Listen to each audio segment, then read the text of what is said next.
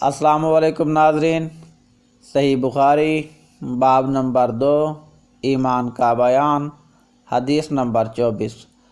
حضرت عبداللہ بن عمر رضی اللہ تعالی عنہ بیان فرماتے ہیں کہ ایک دفعہ رسول اللہ صلی اللہ علیہ وآلہ وسلم ایک انصاری شخص کے پاس سے گزرے، اس حال میں کہ وہ اپنے ایک بھائی سے کہہ رہے تھے کہ تم اتنی شرم کیوں کرتے ہو؟ آپ صلی اللہ علیہ وآلہ وسلم نے اس انصاری سے فرمایا کہ اس کو اس کے حال پر رہنے دو، کیونکہ حیا بھی ایمان ہی کا ایک حصہ ہے۔